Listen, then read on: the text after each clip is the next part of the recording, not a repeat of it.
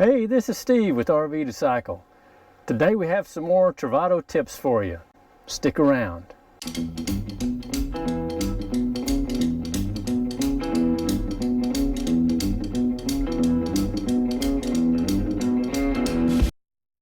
So if for some reason you have a breakdown and need to be towed, you're going to need a couple things.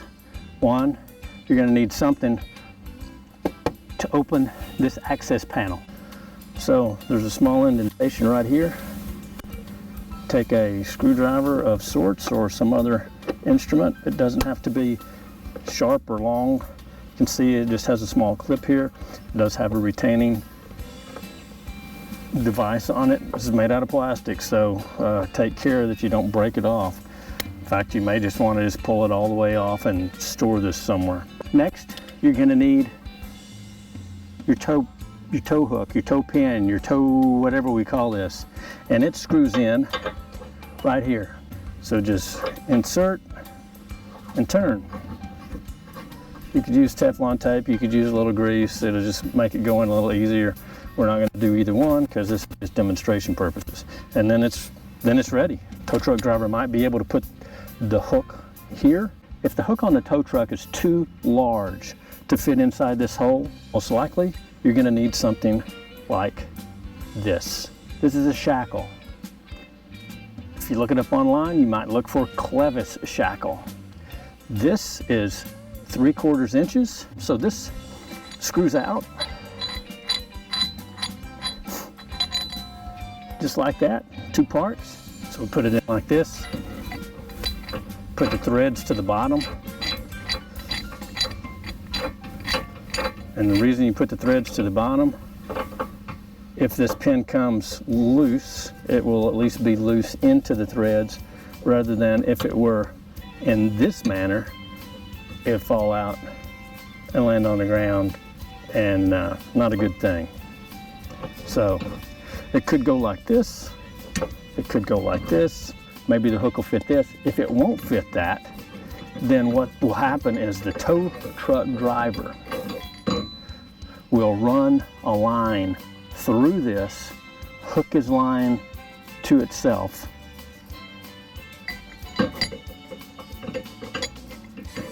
and then put that on there like that. I'll have a link in the description below for this particular device. When you're through, don't forget, put this back on. Keeps all the gunk out of there. As I mentioned in our last Travato tips, it's time to do some of our seasonal chores, and one of those is changing the oil in your generator.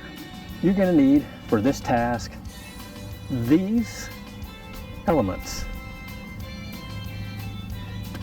And you're going to have to go underneath. So let's go.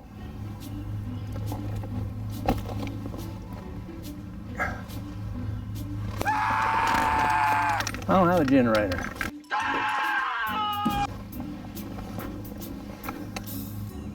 We have a Pure 3 lithium. We have a Pure 3 lithium system. No generator required, no generator wanted. So we don't have that task to do this year or any other year or any other time. So, Travato tip, go lithium. That's where a generator would be if we had a generator. But this is our battery pack. Next seasonal tip is to get up on the roof and check to make sure there are no cracks in any of the sealant. And right here's what I'm talking about. You can see right here there's an obvious crack, but then as we come over here to the side, this crack is not quite as obvious. So the first thing you need to do is you need to make sure that you've cleaned up here. Get all the debris away, and then you want to clean that with a wet rag.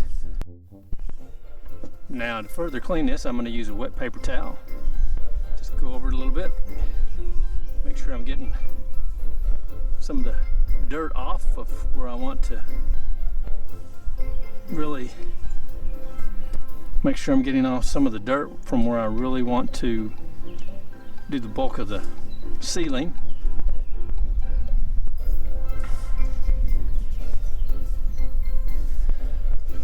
and dry it with another towel.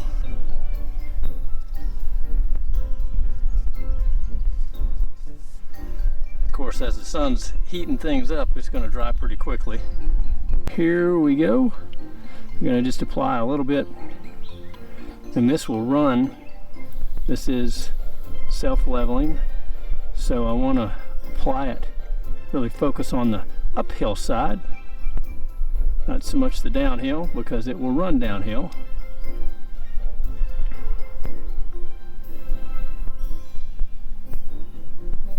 And I'm going to go all the way down to this other edge. There we go. And you can see this stuff is messy. So, another pro tip, have some cardboard or something that you can keep the mess contained within. I'm so glad it's not hot today. For our final tip of the day, airtight. This is one of the greatest things I have found almost ever. This will keep your sealant fresh. It keeps it from getting hard. You can use it on anything that comes in a caulk tube. You can see, maybe you can see up in here, it has a long nail-like piece of plastic that goes into the hole you cut into the caulk tube. It also has a rubber insert here, a rubber insert in the bottom as well, which help give you that airtight seal. The lap sealant you saw me using today has been in this container for, well, for at least a year. And it's just as good as the day I bought it. We start with the top. We spear the tip with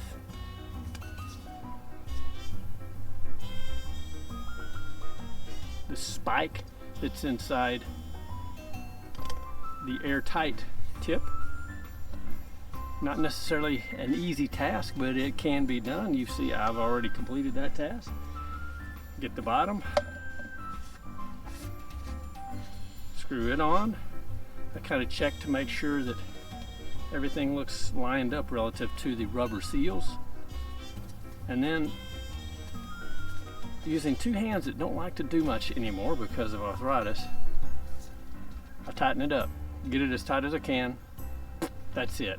Now this can go anywhere and it's not going to make a mess.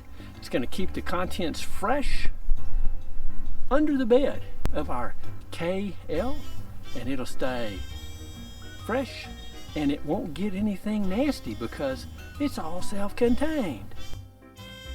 Hey, one more thing I want to update you on this lighting system. You know that we installed this a while back, and we've put a lot of miles on it since then, and it is still well adhered. The lights still work as they did when we first installed it. We wanted to do a quick and easy solution that would take into account our brake light and turn signal visibility, especially when we were using the bike rack and had the bikes on it, because they're not quite as visible then. Okay, that's it for today. Hope you got something out of this video. If you did, give us a thumbs up. If you haven't subscribed, we ask that you please do. You can just click that little subscribe button down there, and when you subscribe, make sure you click the little bell, because that bell is a notification device. It will send you a notification every time we upload a new video. Thanks for watching. Look forward to seeing you soon. Bye.